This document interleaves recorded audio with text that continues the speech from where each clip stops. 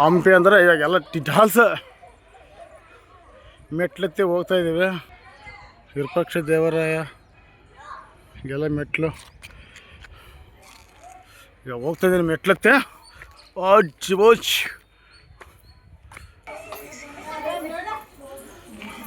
ಇದೇನು ಎಲ್ಲರೂ ಯೂಟ್ಯೂಬ್ನಾಗ ನಾನು ನೋಡಿದ್ದೀನಿ. ಇವಾಗ ನನ್ನ ಯೂಟ್ಯೂಬ್ನಾಗ ಎಲ್ಲರೂ ನೋಡ್ಬೇಕು.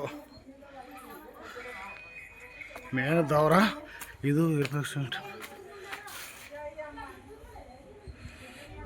ಏನು ದೇವಸ್ಥಾನಪ್ಪ.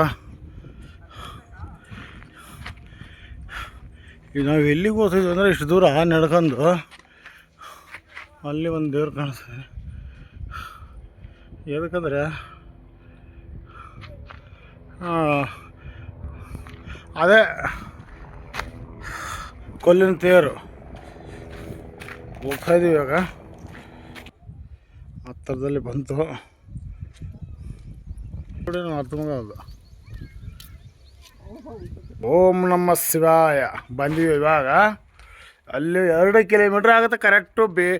ಇದು ಒಳ್ಳೆ ಬಿಸಿಲಲ್ಲಿ ಈ ಹುಡುಗರು ಎಲ್ಲರೂ ಹಂಗೆ ನಡ್ಕೊಂಡು ಬಂದಿದ್ದೀವಿ. ನೋಡಬೇಕು ಅಂತ ಖುಷಿ ಬಂದು ಇವಾಗ ಇಳಿತಾಯಿದ್ದೀನಿ. ಏನು ಅದ್ಭುತ ಕಲೆಗಳು, ಶಿಲೆಗಳು ನೋಡು ಎಂಥ ರೀತಿ. ಅಲ್ಲಿ ಮೇಲೆ ನೋಡು ಇಷ್ಟು ದಪ್ಪ ಕೊಲ್ಲಿದ್ದಾವೆ ನೋಡು. ಇದೊಂದು ತೇರಿನ ಥರನೇ ಇದೆ ಗುಡಿ. ಈ ದೇವ್ರ ಹೆಸರು ಕೇಳ್ಕೊಂಡು ಹೇಳೋಣ. ಅದನ್ನು ನನಗೆ ಗೊತ್ತಿದೆ, ಇವಾಗ ಬರ್ತಾಯಿಲ್ಲ ಅರ್ಜೆಂಟಿಗೆ ಹೇಳ್ಬೇಕಂದ್ರೆ. ಟಿಪ್ಪು ಸುಲ್ತಾನ್ ಅಂತ ಇದೆಲ್ಲ ಗುಡಿಗಳೆಲ್ಲ ಇದನ್ನು ಬಂಕ ಇದೇನಂತಾರಲ್ಲ ಆ ಥರ.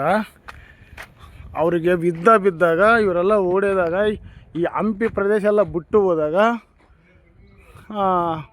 ಟಿಪ್ಪು ಸುಲ್ತಾನ್ ಅಂತ ಇವರಿಗೆ ಅಪೋಸಿಟು ಯುದ್ಧ ಮಾಡೋ ಟೈಮ್ ಅವರು ಈ ಹಂಪಿಯಲ್ಲಿ ಬಂದು ಒಂದು ವಿರೂಪಾಕ್ಷ ಟೆಂಪಲ್ ಒಂದೇ ಬಿಟ್ಟಿದ್ದಾರೆ. ಆಮೇಲೆ ಅಂಜನಾದ್ರಿ ಬೆಟ್ಟ ಅವೆರಡು ಮಾತ್ರ ಬಿಟ್ಟಿದ್ದಾರೆ. ಮಿಕ್ಕಿದೆಲ್ಲ ಆಗ ಹಿಂಗೆ ಭಗ್ನ ಮಾಡಿ ದೇವಸ್ಥಾನ ಅಲ್ಲ ಟಿಪ್ಪು ಸುಲ್ತಾನ್ ಅನ್ನೋರು ಯಜಮಾನ್ರೆ.